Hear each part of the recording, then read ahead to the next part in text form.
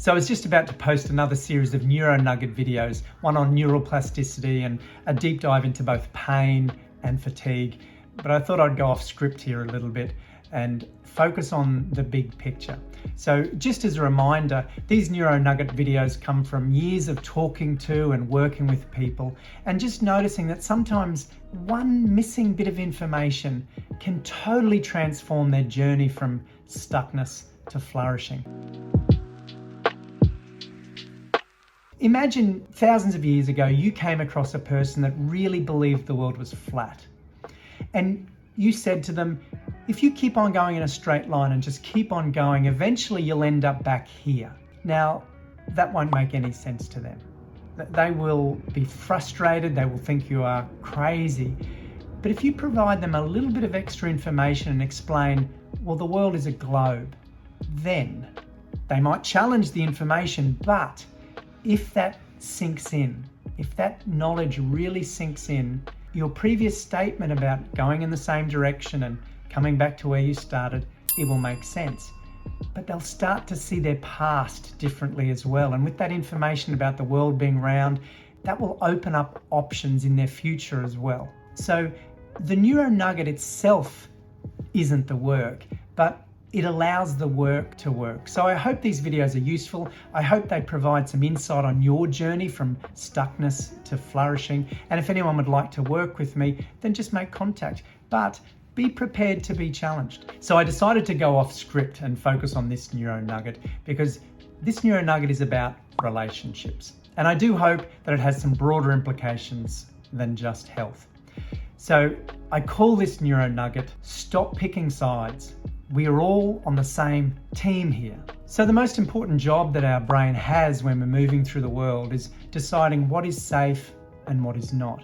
And that's a pretty big ask for an organ that's stuck inside a dark cavity of our skull and it has no direct access to the outside world except to the incoming information through our senses. So it pays close attention to the incoming information and it also cross-references that with all our past experiences. And it's trying to determine what's safe and what's not. So as we move through the world, our brain is constantly categorizing things as safe or not, friend or foe, good or bad, me or not me.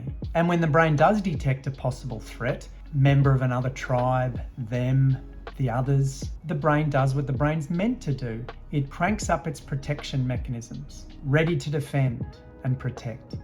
And with that comes stress hormones. And stress hormones do what stress hormones do. So it turns off our digestive tract, it alters immune function, it changes the way we think, it changes the function and the sensitivity of our nerves. Our eyes, for example, the pupils dilate and we get really good at focusing on threat, which means we lose peripheral vision, we lose perspective, we get stress-induced tunnel vision, so we focus on that threat. Our hearing operates differently under stress hormones. We get stress-induced tunnel hearing. We get very good at listening out for potential threats. So our whole body operates differently with the presence of stress hormones. If we're stressed in a conversation, for example, with another person, we're not able to hear everything that they're saying because our ears are locking on to that one thing that they said that's a potential threat. So we hear what we fear and we look for what we fear when we have stress hormones moving through our system. So we're not able to have a proper discussion and a dialogue that's fruitful and being able to look for options and moving forward. So when it comes to relationships, if there is someone that we hate or fear or mistrust, then the brain will do what the brain does, and any interactions with those people will be influenced by stress hormones, and stress hormones do what stress hormones do. We lay down the battlefields and all our interactions will be biased through the lens of us versus them. So the brain categorizes these things automatically, and we might just find ourselves on a particular team, but we can reassess that. We don't even have to be on a team. So by stepping back from that us versus them or picking a team, it means there's no longer a battlefield here that requires stress hormones. and that will directly influence our interactions. So there are many sides you could find yourself on: meat eater or vegan, pro-vax or anti-vax, blue versus red, white versus black, team Protestant or team Catholic, team religious versus team atheist, male versus female. And in the world that I work in, it's often team it's physical or team it's psychological. It doesn't really matter. The point is, once those categories are defined, it influences all interactions between others. So by stepping out of that way of categorizing us versus them, we can remove the stress hormones from conversations. We can actually connect with them, connect with their ideas, listen to them without defending our own position.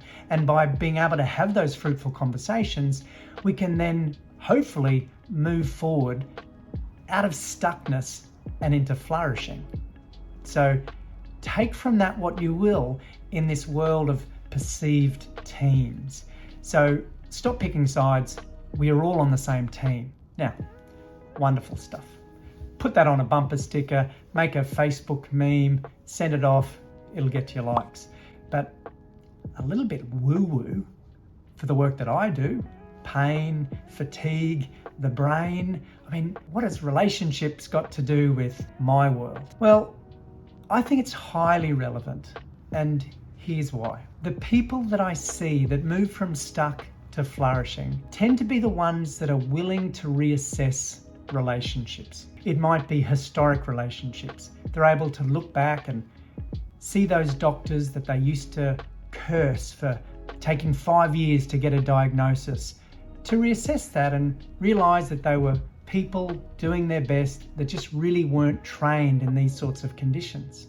Or it might be reassessing a relationship with parents and being able to look back and go, well, they were struggling people that had no idea how to parent well. And that shift in focus is huge. It's shifting onto team human, that everyone is just trying to do their best and stuffing up, and it's not their fault and it's not your fault. That's team human. And with that shift in mindset, there is a reduction of stress hormones. For others that flourish, the changes in relationships that they're making are in current relationships, and the changes there really facilitate flourishing. So we know that those relationship shifts are massive. They are biologically influential, and they set up the path to flourishing. So that's huge, but that's not even the neuro nugget that I wanted to talk about today. So maybe today is a double neuro nugget day. So the neuro nugget again was stop picking teams. Everyone's on the same side here. So the neuro nugget that I really wanted to focus on today is about relationships, but it's a relationship that's much closer to home. What is your relationship with your symptoms? What is your relationship with your body? What's your relationship with your pain or your fatigue or your thoughts or your behaviors? Have you picked a side? Have you laid down the battlefield? Is it you versus your bloody pain? Is it you versus your crushing fatigue? Is it you versus your racing mind? Is it you versus your crushing stress? You versus your addictive behaviors? Is it you versus them? Because I don't believe it's you versus them. So everyone is on the same side. So the symptoms of a cold aren't from the virus. That's your immune system's attempt to protect you from the virus. That inflammatory response, that runny nose, that's our team's attempt to protect you. A fever, that's not from the virus, that's the brain's attempt to increase your temperature to cook that sucker. When we have a swollen ankle, that is like an inbuilt plaster cast to protect you from movement. And when we break a leg and we feel that pain, that's not being done to you, that's for you to protect you from further harm. And when the brain detects a virus, for example, that crushing fatigue you feel, the virus didn't steal your energy. That's your brain's attempt to slow you down, to put you in bed, to allow your immune system, the other bit of your team, to attack that virus.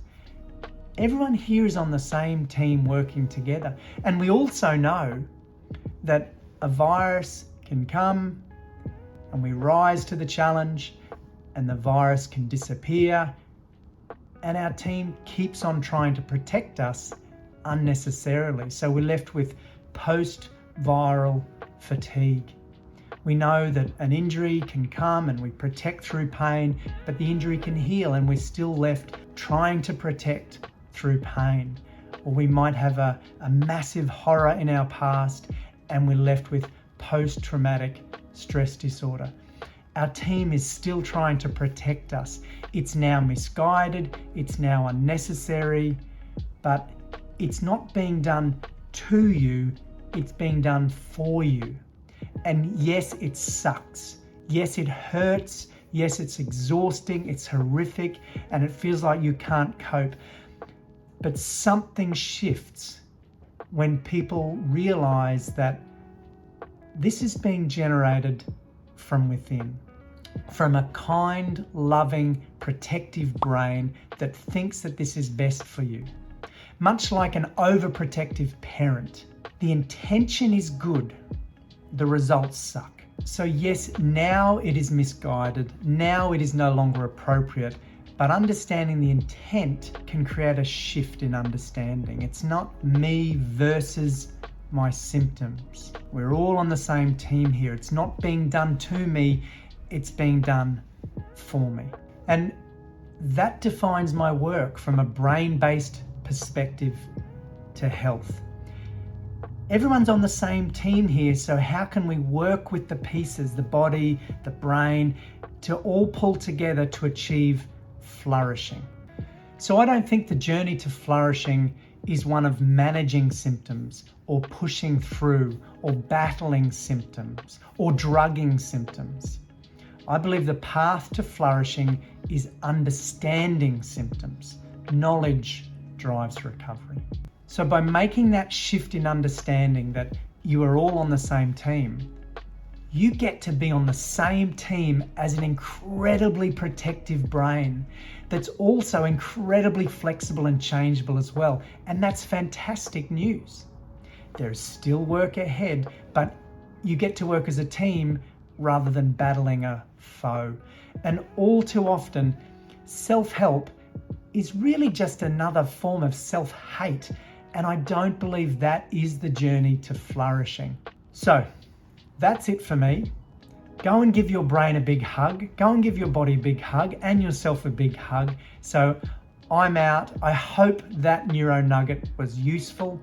Stay tuned for more, and I'll see you soon.